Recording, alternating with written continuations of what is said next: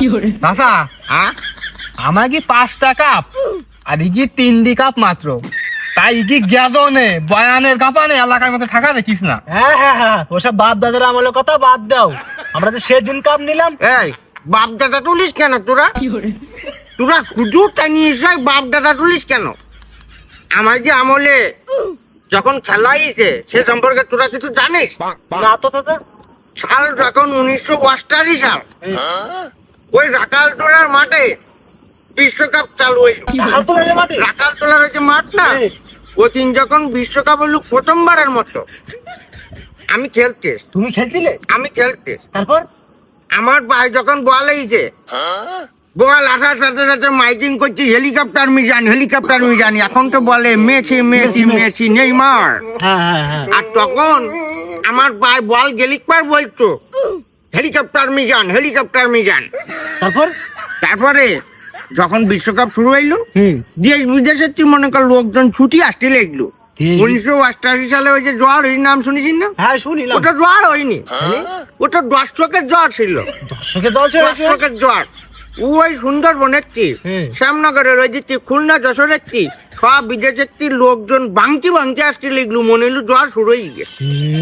তারপরে কি হইলো? তারপরে কি খেলা করতে হঠাৎ আমার পায়ে এসে ল্যাং মারি দিলে। কিটা? ওই মুদি এসে আমার পায়ে ল্যাং মারি দিলে। তারপরে আজকে মুদি ওকিন, আজকে আমি একিন থাকতাম, বাংলাদেশ একিন থাকতো। বাংলাদেশ আজকে ঢাকা স্টেডিয়ামে খেলা করি বেড়াইতো। এখন তো খেলা ঢাকা স্টেডিয়ামে। হ্যাঁ এখন তো ঢাকা স্টেডিয়ামে খেলে। তাই বলছি আমি কোষার থাকতাম, বাংলাদেশের বর্তমান কোষার আমি থাকতাম।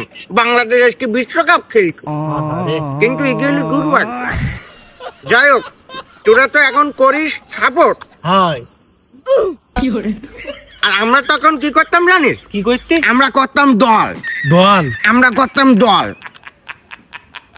তখন দল করতাম। তোরা এখন যে পতাকা টাঙ্গাইস না, আমি যখন পতাকা তুললাম, আমি পতাকা তুললি পুরো গ্রাম ছড়ি।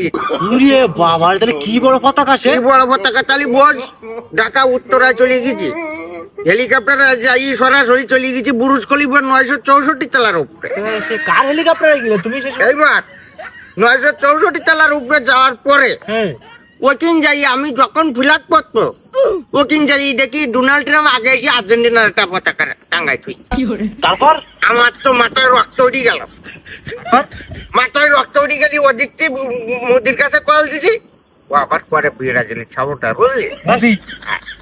এখন বাংলাদেশ তো কাটি বাজে সেরা, তোরা জানেননি?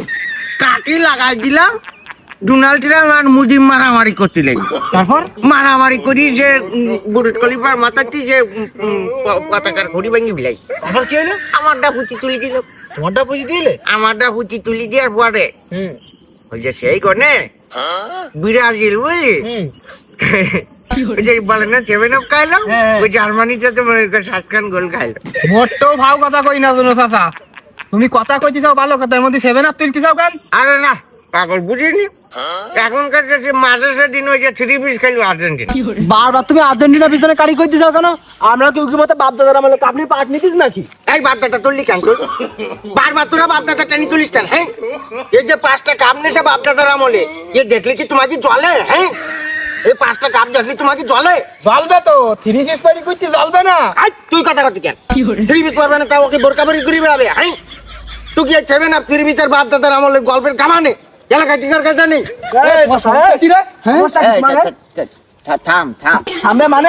তুমি একবার আর্জেন্টিনা পছন্দ, একবার তুমি ব্রাজিল পছন্দ দাও। তোমার নাম তো হেলিকপ্টার মিজান দেওয়া উচিত ছিল না, তোমার নাম দেওয়া উচিত ছিল কারিবাজ মিজান। কি বললি তুই?